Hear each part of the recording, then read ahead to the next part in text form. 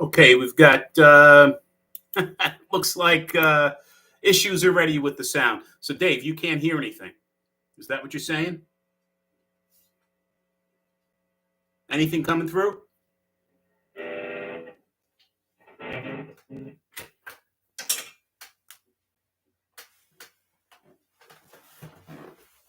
Okay, that was strange. I don't know why before I did nothing other than disconnect the guitar, which, okay, whatever.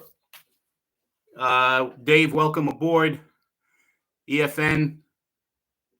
Craig, how you doing? John, thanks for saying you can hear me. It's always good to know.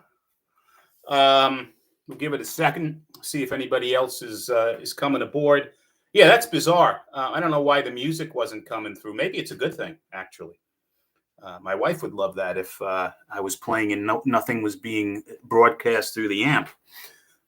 You guys may be onto something with this streaming.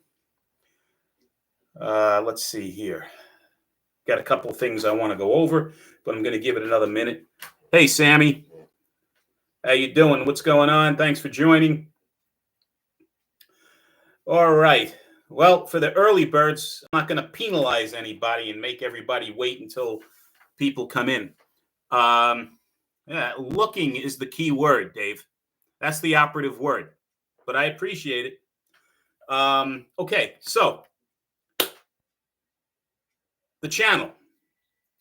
Some news we'll get out of the way first. So what I'm planning on doing, if you guys haven't noticed already, is I'm now entering the world of shorts, right? I didn't have much luck from a view standpoint with, full length videos for the deals of the week. So now I'm cutting them down to, like a 3-minute span or less. And I have them in the form of a short, YouTube short, and it's been doing much better.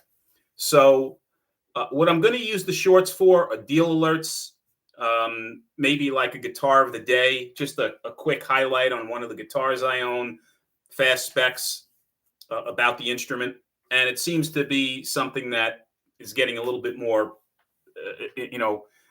attention than what I've been doing with the longer form videos. The longer form videos, the full length videos, I'm going to save for guitar reviews, which, I'll still do from time to time, assuming that I get a new when I get a new guitar. Hey, Run Riot, welcome aboard. The other thing I'm going to try to do is more of these live shows. So I'm going to see if I can, do them on a regular basis during the week, at least, one day a week for a live show. And that's kind of what's going on. Torsten, if you think it's a great plan, it's a great plan, my friend. Mr. T's joined us. Thank you, sir. I appreciate that. So yeah, that's kind of the plan, and I'm sticking to it. Shorts for deal alerts, videos for reviews, a live show, one live show per week. The other thing is, from a channel format standpoint, I know a lot of the smaller channels right now are, setting up like Patreon to help offset the costs for new gear or whatever the case is. Look, I'm not going to do that. It just doesn't make sense for me. I don't spend a lot of time, if any time, editing videos, as you all well know. This channel is not about glam or glitz. If that's what you're looking for, you guys wouldn't be on the channel to begin with.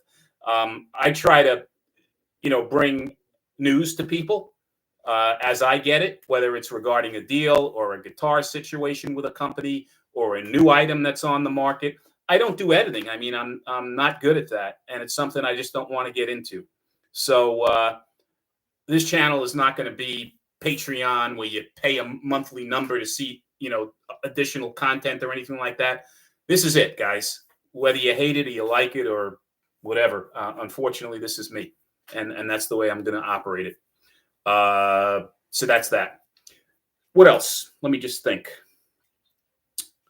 So this guitar, you can see here, this is the newest item to the stable, and it is a Telecaster. It's a Fender, made in Mexico Telecaster. It's a new old stock item, I guess is the best way to describe it. These came out in 2021, beginning of 2021. Fender decided to get into the world of P90, a little bit more straightforward and a little bit more affordable. They always had P90s. Most of them were through, select models, custom stock, custom shop items and things of that nature. And they were fairly costly. This thing came out with 3 flavors in 2021. This Noventa Tele, which is, as you can see, a single P90 at the bridge. They came out with a Strat model, which has 2 P90s. And then they came out with a Jazzmaster model, which has 3 P90s. And that filled out this line. They were a limited run, so they were only sold for a short time. You can still get them. They still sell these new in certain shops. And again, it's an old stock if you buy it, because the serial number on this, for example, is 2021. I think that's the only year these things were made, late 2020 and 2021. So, yeah, that's the story with this guitar. Very, very, the Telecaster, as we all know and have come to love, is a very, very stripped down basic guitar, right? A slab of wood, a traditional Tele having 2 pickups, 2 single coils, 1 in the bridge, 1 at the neck, a 3-way switch, and you're good to go, right? The ashtray bridge, the inset pickup in the bridge. This has the traditional 3 saddles with brass saddles. It's a half, what they call a half tray. It has a single MP90, Fender calls it, modern P90. It's supposed to be a little bit more hot than a normal P90. I don't have any frame of reference to tell you if that's the case or not. Back of the guitar is a string through, no belly carve, no contours, just the old Tele shape. The neck plate doesn't have the Fender F on it. Interesting. No skunk stripe. It has a bit of a flame to the neck, which is kind of nice. I didn't expect that. A nice satin finish. What else? Now, a couple of things here, right, that I'm not crazy about. First off, the fret ends, because it's old stock, are very sharp up and down the fret. I'm starting to, tend to these things little by little, so it's playable. But when I got it, it was really, if you're a newbie, you wouldn't want to be playing the guitar. I have old calloused work hands, so it doesn't bother me whether they're sharp or not, quite frankly. But yeah, that's the case. The tuners on here are decent. They're good stock tuners. They're the vintage style, but they don't have the split shaft on them. Excuse me, they do. They do have the split shaft. I was confusing this with my Player Squire Strat. So they're split shaft vintage tuners. It's a 75th anniversary edition of this guitar. The plate where the controls are is smaller, as you can see over here, right? 1 volume, 1 tone, that's it. It's got the single ply, smaller pickguard as well. I like the way the guitar looks. This is supposed to be vintage blonde with the wood showing through. You got to look really, really close on this guitar to see any wood grain through here. It's almost like a lighter version of a butterscotch, but it's fine. It's vintage looking. I like that look. Now, one of the major things that I'm not crazy about on this guitar, was starting to say, is if you look here on the headstock, right? You see it's got a single string tree. There's no place for the truss rod. The truss rod is the vintage truss rod on the Esquires at the base of the neck.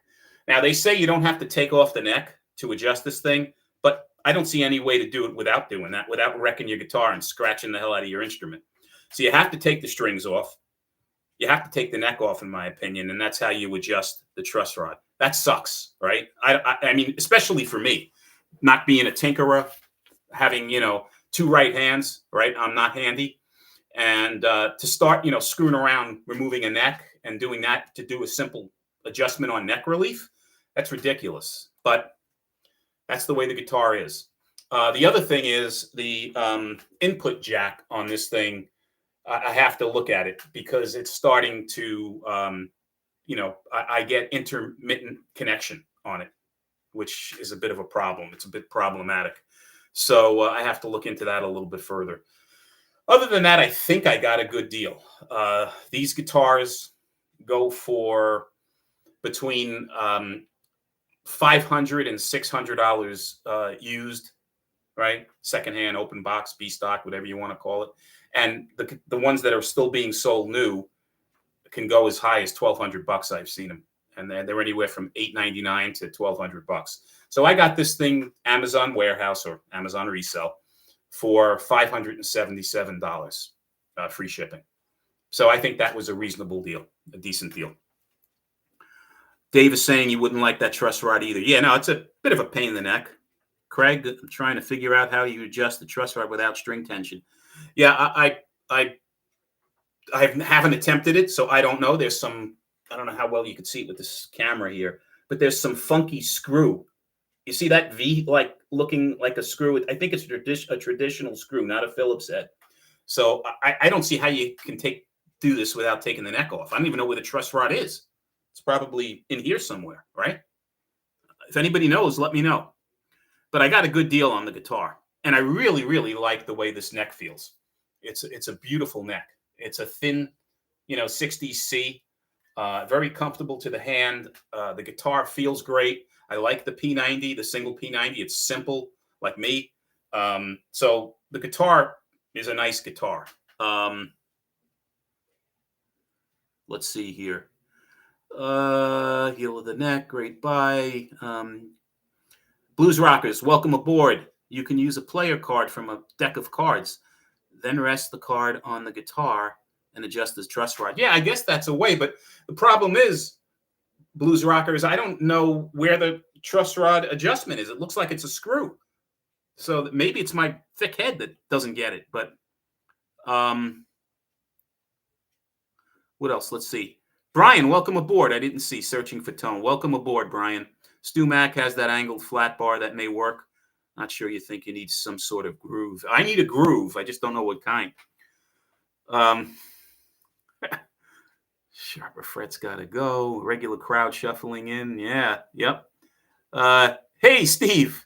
Mr. Cassidy. Welcome. Welcome. Mitch, how you doing?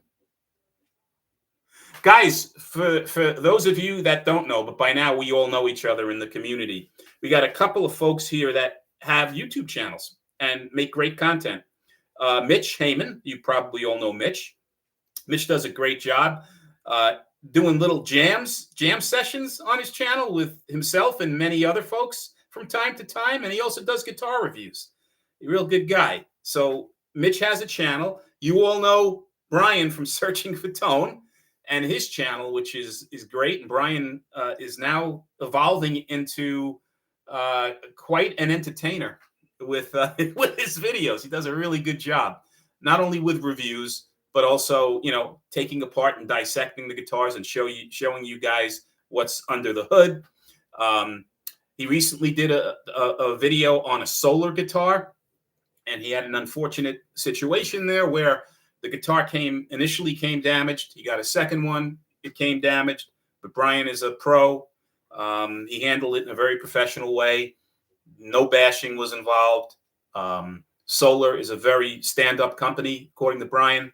He had a very good experience with their customer service and handling the issue. So not hats off to Brian. He was a hell of a lot more calm and contained than I would be, I think. That's probably because he's younger than me and has more patience. But that's neither here nor there. And then, of course, we have Mr. Cassidy, who I don't need to explain what he does. I think everybody knows Steve and his channel. He does great reviews on guitars, great interviews with folks. His most recent review was a really good one. He compared the two Jet guitars, the 400, JS 400, and the 480. I've got a 400. Love it. Great guitar. And the 480 is a little bit souped up version of the 400, but they're both pretty good, according to Steve.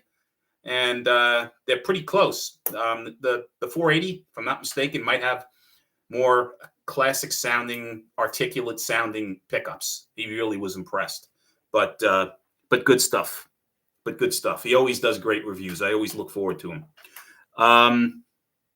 Yeah, Blues Rocker, not all P90s are created equal. You're absolutely right. And they've got, you know, the dog-eared, the soap bar, which is this supposed to be, the staple version of the P90. Then they've got, you know, ones that are from boutique shops and others that are from lower end guitars. Like, I guess I would consider this an Epiphone. So yeah, they're all a little bit different, and they have, you know, a distinct sound, right?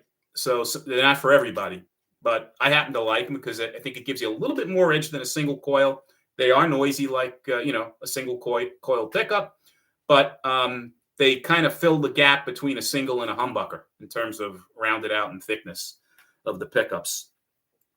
Yeah, I would imagine they do sound good with a slide. If I knew how to play, I'd probably do it. Skunk 21, welcome. Vintage style truss rod. I watched it done before, neck on and off until you get the proper relief. There are videos on it. Yeah, I'm sure there are. I just, you know, I didn't know what I was getting myself into when I bought this. I didn't pay enough close attention to notice that it didn't have the truss rod over here. So that's on me.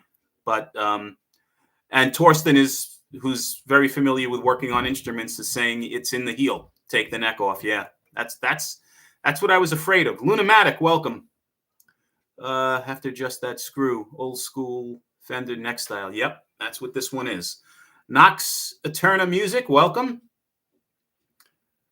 You're another Long Islander. Welcome aboard. Welcome aboard. What else do we got here? I'm trying to see if I missed replying to anybody. Okay,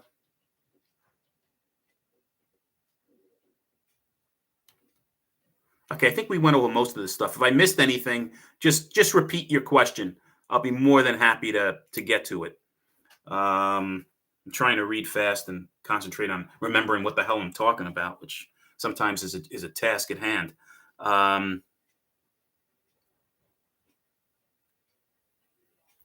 Okay, so Mitch is saying he's been working with a fellow named Charles Green on his channel. Yeah, I know Mitch and Charles have done some interesting trade-offs on playing as well. So that's something I'm going to look into more as well, Mitch. Thanks for bringing that one up. Guys, if you're familiar with Charles Green, that seems to be a new collaboration that Mitch Heyman and him have, which is great. Yeah, Skunk, you're saying that the Telecaster isn't your cup of tea based on the headstock shape. It's a love-hate thing, I guess, like a lot of the Fender shapes on their guitars. I happen to love it. In fact, I like this better than I do the big headstock on a Strat. My favorite headstock is still a traditional small pre-CBS Strat headstock. But I really like the Fender Tele headstocks. In fact, they're one of my favorite of a lot of guitars. But a lot of people think the opposite, so I get it. So Blues Rock is asking the loaded question: how does this compare to my T's? Okay, from a versatility standpoint, they don't compare. The T's is a completely different animal, right? The T's has that bridge pickup, right? The humbucker, the Alnico humbucker in the bridge, that has a ton of output and a ton of versatility. It also has a neck pickup, so you can get a blend between the neck and the bridge and get more tonal qualities than you can on this guitar. This guitar, because it's a single pickup, doesn't have the switch and the electronics that the old Esquires had with the three-way.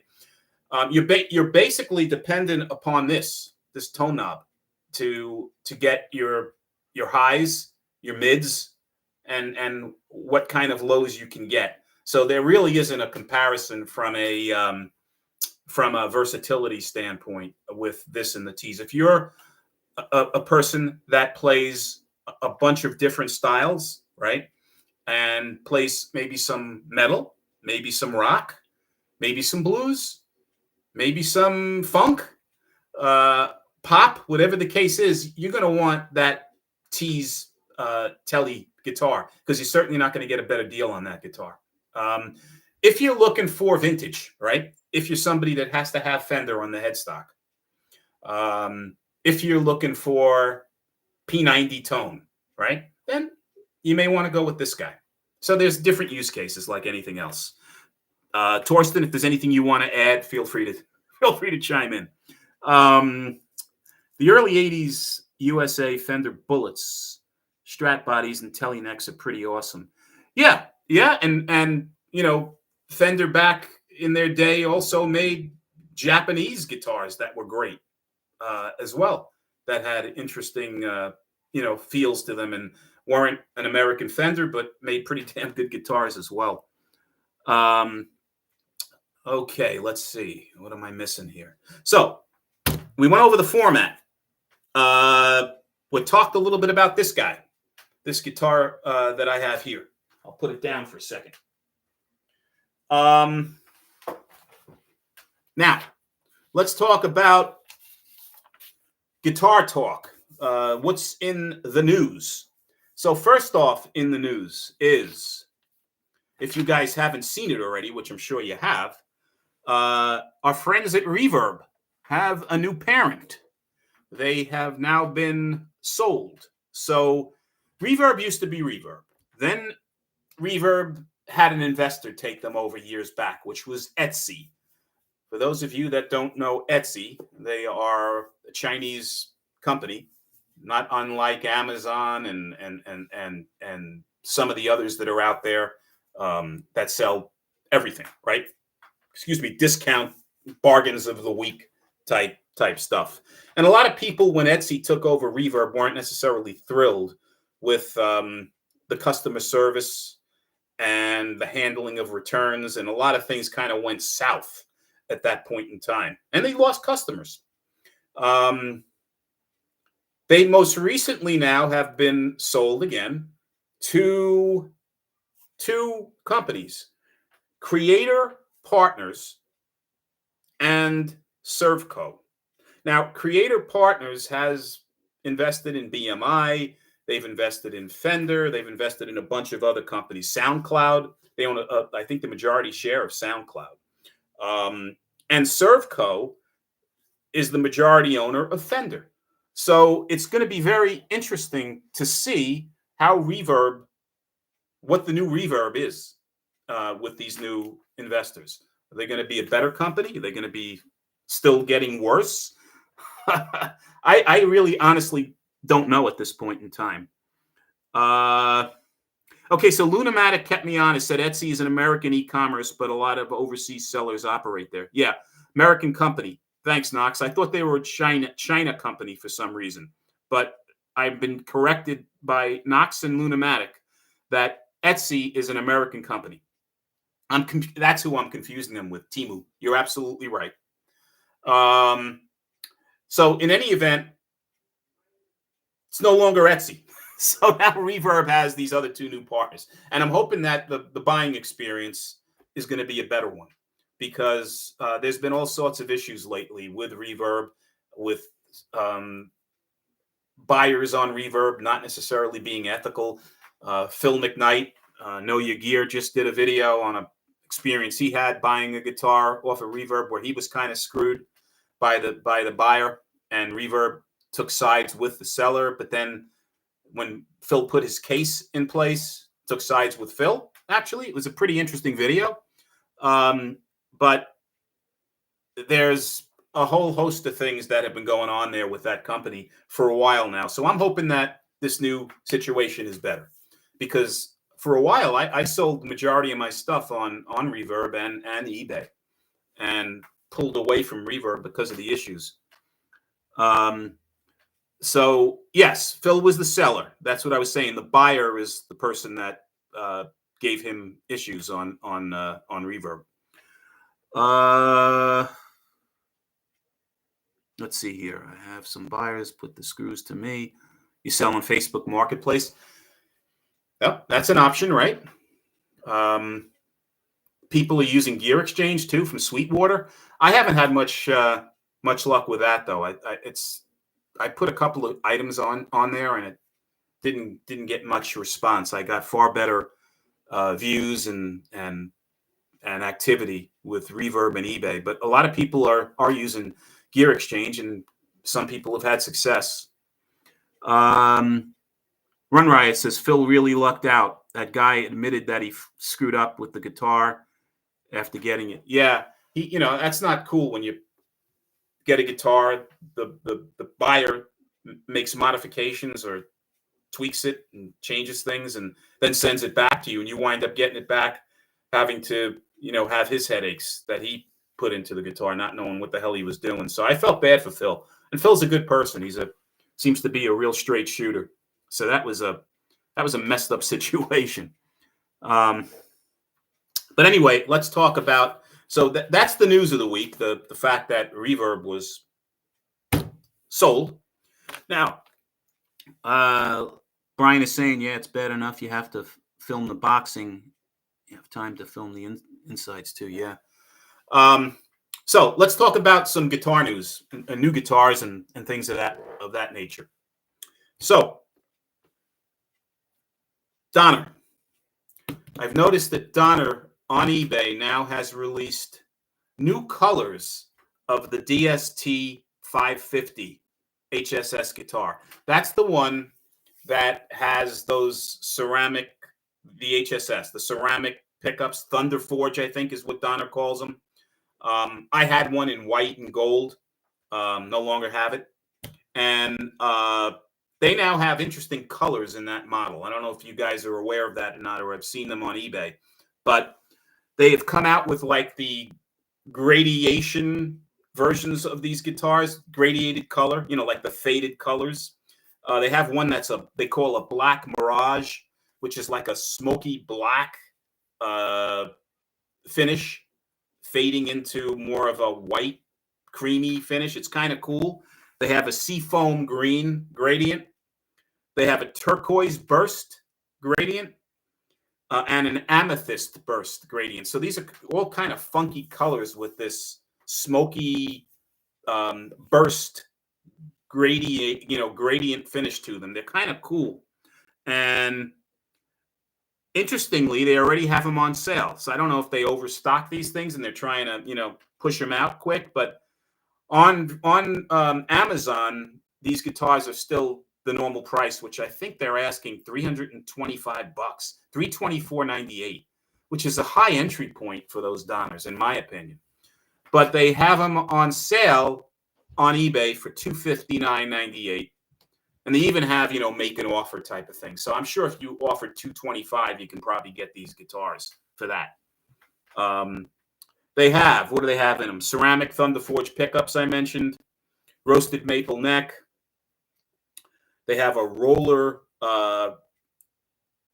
style truss rod. It's a two-way truss rod. Poplar body. They have a coil split for those ceramic pickups. They now have 18-to-1 gear ratio locking tuners. So they're trying to, step up their components on these guitars. What else? Fender. So Fender has now, you've probably seen the videos already in the reviews on the Player Series 2 modifieds. And those guitars, okay, so let's talk about the Fender line first of all, because it's a little confusing. Hang on a second, guys. Let me...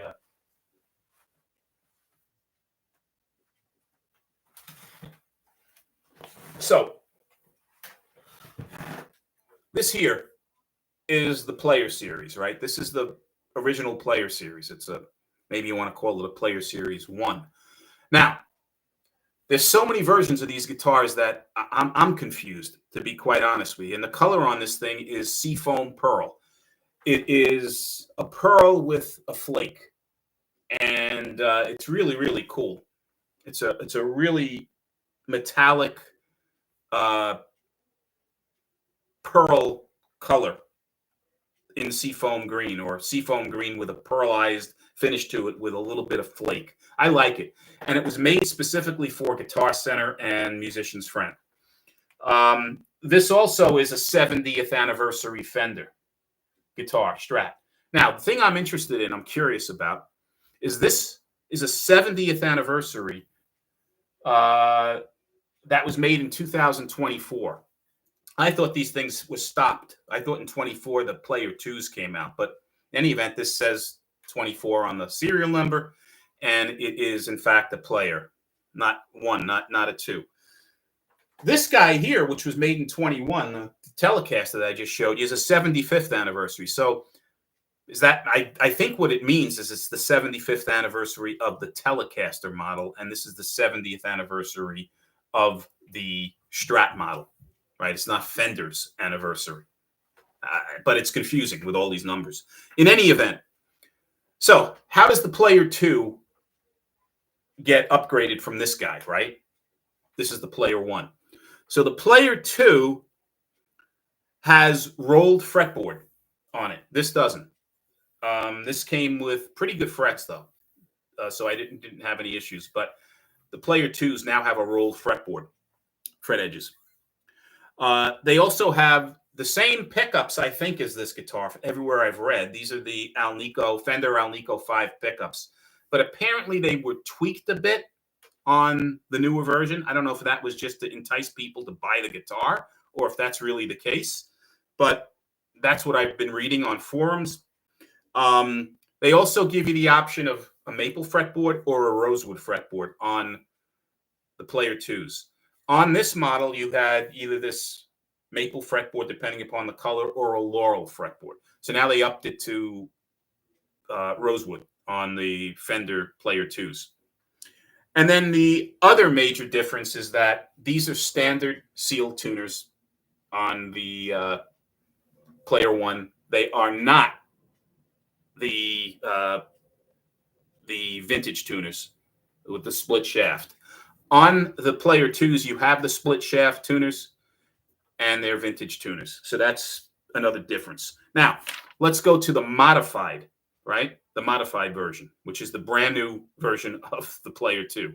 Now it's a Player 2 modified. You now have upgraded electronics on that guitar. You have noiseless Strat pickups on that guitar. How different they are, again, I don't know, but that's what Fender has listed in the specs. They have upgraded electronics, pots, and switches on that guitar. They have locking tuners now on the modified version. They have a tusk nut as opposed to this plastic nut. Modern string tree on the newer guitar. And the HSS models of the newer modifieds, the humbucker and the bridge and two singles, they now have a coil split capability on the HSS configuration. And it has a 12-inch radius on the neck and a Floyd Rose bridge. Now, you're paying for these upgrades, right? Let's talk about prices. So this guy on Guitar Center, Musician's Friend, you can still get it for $699. That's the normal price, right? That's the normal price. The Player 2s are $799 and $899, depending upon if they have chambered body or not and some other features. However, the Player 2s right now, you can get them a plain one for $649.99 and a plus top for $699.99. I just put a deal alert out on those at Guitar Center and Musician's Friend. They're running deals on the Player 2s. The Player 2 modifieds, which just came out, they're between $999 and $1,129. You're paying a big price for those upgrades that I was talking to you about. Now, in my opinion, there's very little difference between this guitar and a Player 2. There is very little difference. So if you can find one of these used or as an open box, which you should be able to find for the 4s now, if you're lucky, and the 5s, for low 5s, I would buy one of those all day long over spending that money on a Player 2, $100 more, or $300 more on a Player 2 modified, unless you're absolutely dying to have that Floyd Rose on your Fender and the upgraded pickups and all that other nonsense, right? At the end of the day, I'm not sure you're going to notice any difference. Maybe you will if you're a Floyd Rose player. Maybe locking tuners, mean something to you, although you can put your own locking tuners on for a hell of a lot less money. The noiseless electronics, you're still getting position 2 and 4 noiseless anyway on this guitar. So if you can deal with a little bit of 60 cycle hum, I don't think it's worth the additional $300, especially in today's economy. Hey, Brian, if you have to pull out, no worries. Let's see what else is going on. The Ubi, how you doing, man? Welcome aboard. Skunk is saying Floyd Rose on a Fender. I think they call that a shark valve. Yeah, you're right. That's what they call it. I wouldn't go for that, quite frankly, but everybody's into whatever. Let's see here. Larry, how you doing? Welcome. I'm just looking through the comments. See if I'm missing anybody here. David bought a guitar and reverb from Phil a week before that video came out. Really? That's interesting, David. What did you buy? Just curious. Yeah, I know Phil's liquidating his stable. He's been selling a lot of guitars on reverb, which is cool. It's a good thing. I got to start doing more of that. I have way too many at this point, I think. But it's all relative. Okay, I got an Ibanez. Let's see, David saying I got an Ibanez AZ Standard. Okay, talked about that. You talked about it again Friday. So the AZ Standard is their Strat style guitar, right? And that one has that little switch here, I think, to phase, get out of phase sounds and additional sounds, maybe some coil splitting or whatever. Those are great guitars. They don't have the Ibanez Wizard real thinny, skinny necks that some people love and some people hate. They kind of have more of a Strat neck, but they get phenomenal reviews and come in some cool colors. I like that tomato red or whatever color that is that they have. The red is really cool. They have a cream color that's cool. They have a blue color. Knox is saying, have I tried a headless guitar? That's one of the things I've never tried. There are two styles of guitars, and all the time I've been doing horse trading, right? And it's been hundreds of guitars. I've never had a headless, and I've never had a flying V. Those are the two.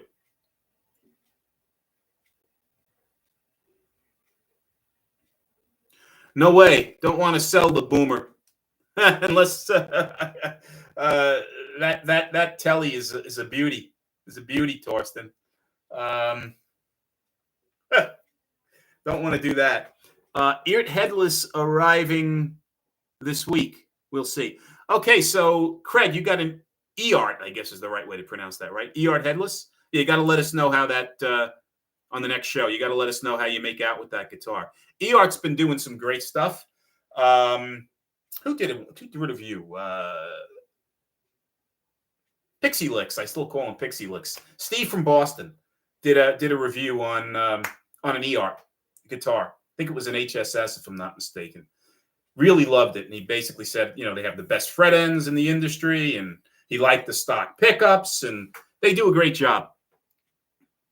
Yeah, I saw that Eart was blowing out guitars or having a sale. I don't know how blowing out they are, because I think they're still charging like $250, $270 for these guitars, right?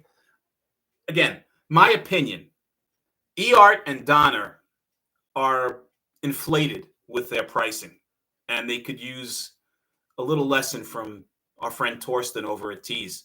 The lore, I think, and the appeal that Tees has, aside from stellar customer service, is that they're giving you a better bang for the buck than most guitars for less money, right? Giving you more for less. Now, when you start talking about a non-branded guitar, in my opinion, Eart and Donner are still not Fenders, Gibsons, Ibanez's, Yamahas, whatever. They may be the same quality-wise. I'm not going to say yes or no to that, but certainly from a name recognition standpoint, they're not on the same level as those guitars. They should be significantly less. Now, if you take a $400 E-Art Strat style guitar and you look at a Squier Classic Vibe or a MIM, player used, you're now on the same price. So I think, and that's just my opinion, and that's what these discussions are all about. You can say I'm crazy or whatever. I think they should be significantly lower on the price. But again, it just must be now with these tariffs throwing a wrench into everything. It may be a challenge. Torsten is saying E-Art is a great guitar. Yeah, I'm not debating that they're not good instruments, because they certainly are. Hey, Ray, welcome. This is I'm colorblind too. Isn't that funny? Ray, I get it. This is pearl. Pearl, boy. Seafoam pearl, they call it. It's a seafoam green with a pearl finish to it that has a little bit of metallic flake in it. Run Riot. Honestly surprised that more channels aren't talking about teas. First I heard about them was on this channel from Joe. Oh, thank you. Yeah, no, a lot of channels are talking about them. Brian over at Searching for Tone, has talked about them. If you go to Torsten's website, he's got a whole bunch of reviews from a ton of people on the Tees guitars. So a lot of people have been giving them great press. I don't think they're becoming a household word now in the budget guitar field. They're not as unknown as we think they might be. Skunk is saying need the headstock. I don't know why, but just do, and tuning it at the bottom of the body is funky. Yeah, I don't like it. I don't like having a truss rod down here unless it's one of those wheels which is exposed and makes it easier to tune the guitar. Not something that's embedded inside the base of the neck. Don't challenge me. Don't provide me with more challenges. I'm technically challenged enough with the conventional setup of a guitar. But whatever. Let's see here. Am I missing anything I wanted to cover? I think we covered most. I'll open it up now, guys. If you guys have anything you want to ask me, any specific questions, or hey, Birdman, how you doing? Welcome. Glad you made it.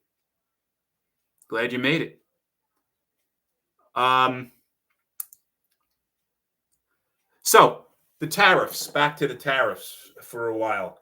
I think things are settling a little bit now. It seems like every day there's a different posture that's going on with these things.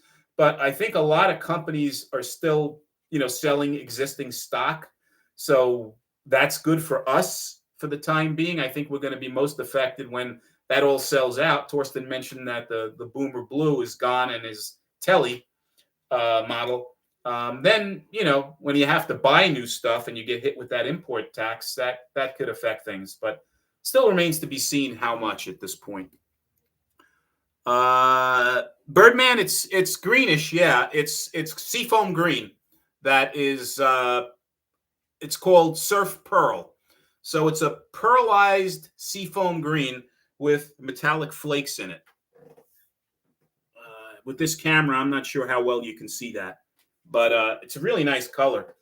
I believe these are custom colors to Guitar Center and Musician's Friend, where I bought this. If you go to the Fender website, you're not going to see this on there. But believe it or not, it is a Fender color. Custom Shop was selling these things in Strats years ago. So it's a cool color. Hey, Todd, welcome aboard. How you doing? Thanks for joining. Torsten, your MIM's got this. Your Ventura has the same truss rod adjustment. Really? Interesting. And I'm assuming it's a Tele. Yeah, but you know what you're doing. That's the difference between your situation and mine. I mean, if I tried taking the neck off this thing and fucking around, excuse my French, with the truss rod, I guarantee you that when I put the neck back on, this guitar would play completely different than it did before, and not in a positive way. So that's why I hesitate to do things like that. Lunamatic went to my local guitar center over the weekend. They said the prices are going up on May 1st. Yeah, Sweetwater has said that. American Musical, I think, made some similar statement. Orangewood is already promising their customers base that they're going to go up with a price increase. So everybody is following suit. Run Riot, Boomer Blue is a great looking color. Yeah, it's great. I love it. I love it. There was a period back where everything was like satin and flat black. Yeah. Skunk is saying, how did you get into reviewing budget guitars versus mid-range and higher? Probably not being super successful in business. Does that make sense? I guess if I was super successful in business, I'd be reviewing higher end gear, things that cost a hell of a lot more. But no, I'm just kidding. I can't complain. I mean, it is partially true. I mean, it has to do with what you can afford and what you can, right? I mean, I enjoy buying a lot of mid to lower price instruments that I can afford, and then I review, and then I play, and some I keep, and some I ship out. And that's how this whole channel came about and everything else, man. Because I just had so much experience with the budget gear and opinions on budget gear that I said, let me share some of this stuff with the general public. But that's why it came out that way.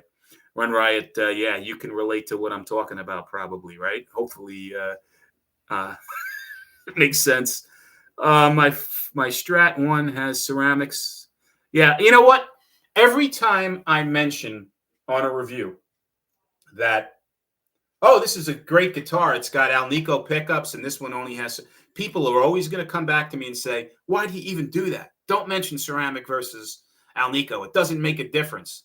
And you know what? You're probably right, because if you have good ceramic pickups in a guitar and poor Alnico pickups, I'll take ceramic pickups any day of the week. I don't think anybody would want Alnico pickups. So it really depends upon the pickup. Branded pickups, right? A good portion of branded pickups are not Alnico pickups. So there probably is a good argument to say that you really shouldn't worry too much about the pickup, but the quality of the pickup or the sound of the pickup.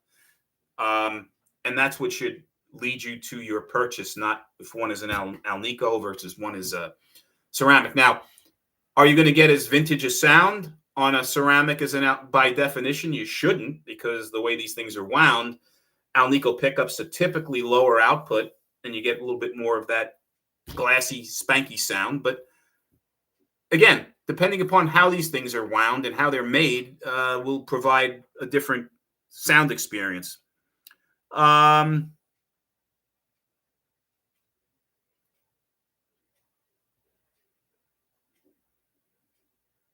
So you're looking at buying guitars and selling a couple as well, Mitch. Yeah, that seems to be the state we're all in. Yeah, Birdman is saying there's good pickups and crappy pickups. Basically same consensus that we all have. I agree. Skunk, Mim Strat is budget in my collection, but watching your show, I'm really interested in trying out a Tease. Yeah, let me tell you, the Tease pickups are very surprising. They are really pure sounding, very pleasant tone pickups. And especially, that pickup in the bridge, the humbucker in the bridge that's on the Tele style guitar that I have. I just love that thing. I mean, you can get a lot of the Tele, the normal Tele sound that you expect, that spanky, twangy, trebly sound with the pickup, or depending upon what kind of setup you have on your amp, you can get that thing to rock out. It's a great humbucker. It's not overwhelming, but yet you got a humbucker on when you're playing that thing. It's really good. Torsten here, the man himself from Tees, is saying he prefers ceramics that are done right. Yeah, again, it really depends upon the individual pickup and how it's made. There are some great ceramic pickups. There are others that aren't. It depends, right? Let's see here. What am I missing? Craig, more of a neck pickup guy, but the humbucker and the Tees bridge is awesome. Yeah, again, it depends upon what type of music you're playing, right? And style of music. Jazz, some blues, some funk. You may, use the neck 90% of the time. Depends upon really what you're playing. If you want to cut through the mix and play a guitar solo from time to time, you might want to use the bridge. Let's see here. David, can't wait for my ST1 to come. Only about a month away. Yeah, that's going to be a nice guitar when it arrives. Birdman, most Strat clones don't have a tone control on the bridge, especially in SSS. My Donner DST 80 has tone control on the bridge. Really? So you must have. Did you get that guitar, Birdman, on eBay when they were blowing them out? Because there was some pretty good prices on that guitar, and that was a decent decent instrument for the money. I honestly didn't notice much difference between those DST 80s, the lower end guitars, the one I had, which was a 100, I forget what model it was, and the new DST 600s that are out there. There's not much of a difference in the sound quality. And actually, I preferred the neck feel on the lower end Donners. So always interesting. I think Torsten, Mark, welcome aboard again, Mark. I think Torsten has plans to evolve into bass over time. I mean, right now, especially with the economic situation and tariffs and everything else, and being a relatively small company, they have to pick and choose their battles. And I think it's guitars at the moment, but I think over time, Torsten might move into basses as well. Let's see here. I want to make sure I'm not missing anything.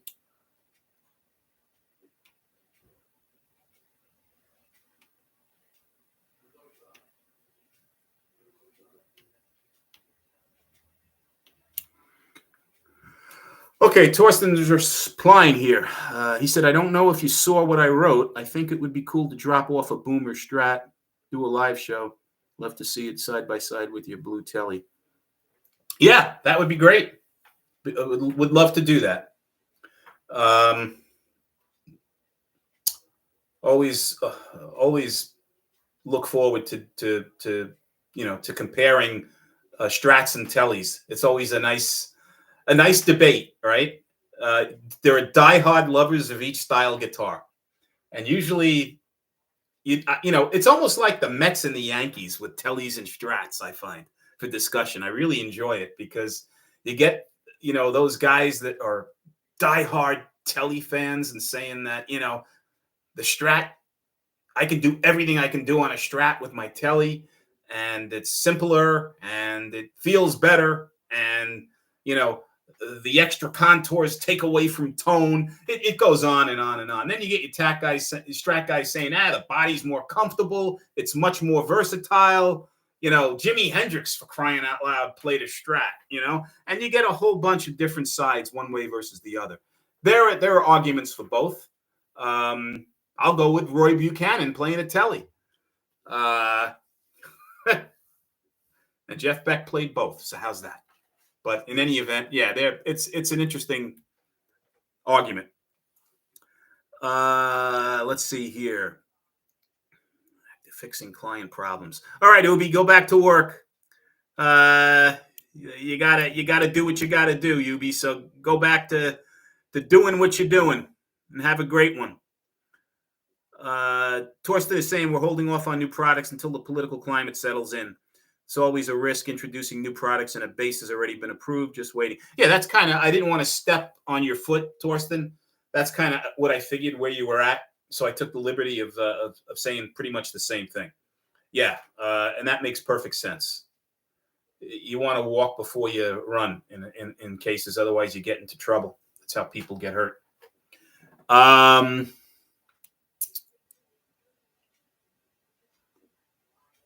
So Birdman is saying the neck on his Donner needs some work, but the $85 total package, what do you expect? Yeah, I mean, for the price, you don't mind, doing a little tweaking, especially in your case, you know what you're doing. So that's always a good thing.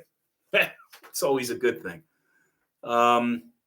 Cats Meow, how you doing? Welcome aboard.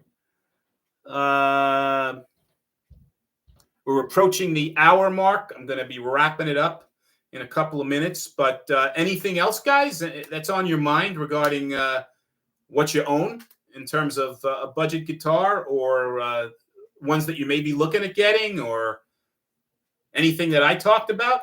Anything Torsten's got going on? Feel free to open up.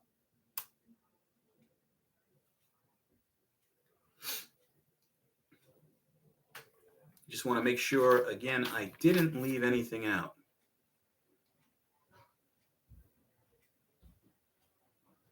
No.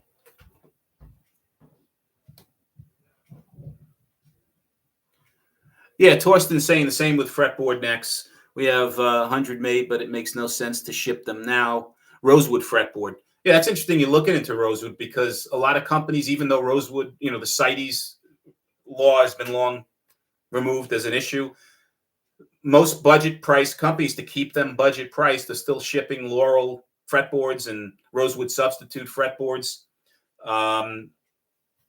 That might be something, Torsten, you may want to consider as well, as a rosewood substitute rather than rosewood, to try to keep the cost down. But I like the maple fretboards. I'm very happy with maple, especially on Strats and Tellies. But there were some that, again, that's another argument, right? A lot of people are one way. Rosewood is better.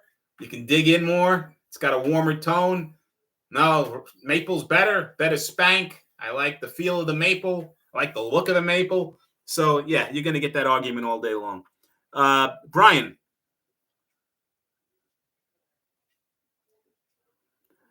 Yeah, so Brian, if you're looking at getting an eArt soon or whatever, you might want to check out, and I'm not trying to contribute to gas for you for any stretch, but if you go to the eArt website, they have a sale now on a lot of the models. I'm not sure how long that's going to be in place for, but I would hate to see you spend more money and miss it by, a certain time. But again, it might be there for a while, hopefully.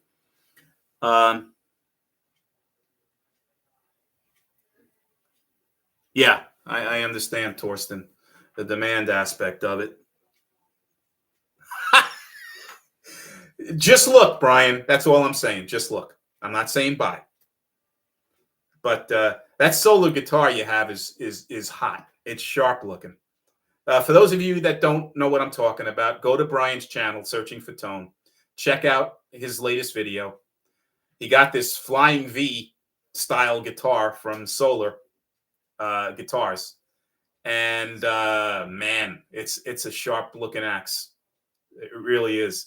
Hopefully that thing's, I guess you're going to demo it at some point, but hopefully it sounds as good as it looks, because it's a looker. It's a nice looking guitar. Bluesy and Toothy says, did you watch the ball shredder on the Jet guitar? He said it was a fantastic guitar. Yeah, I have one, Bluesy. Yep, I got one. It is a great guitar. They make fantastic budget instruments. They really do. I have no complaints. And that's another good example. That Jet guitar has ceramic pickups. They're excellent. They're excellent.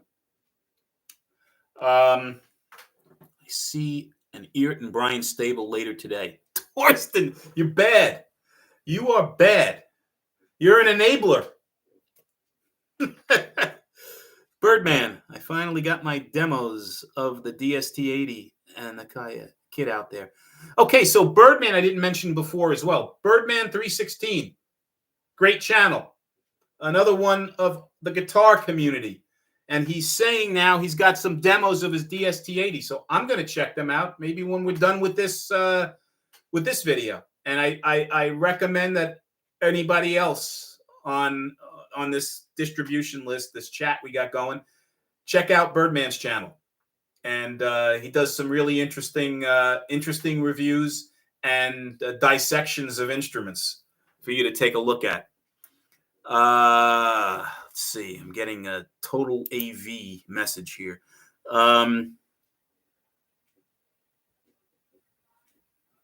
It's a good sale. Yeah, no, it is a good sale.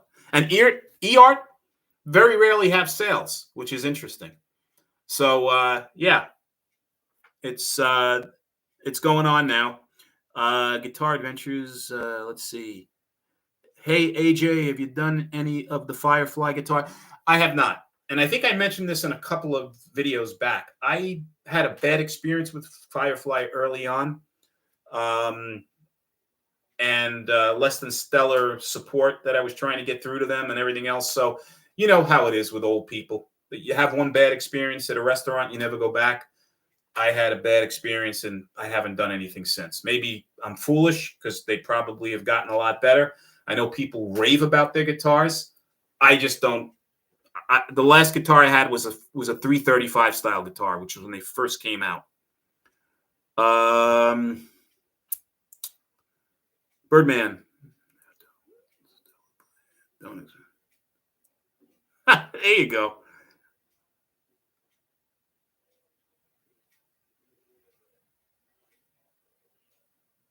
Birdman, yeah. Okay, so listen, guys. We've eclipsed and surpassed the hour mark.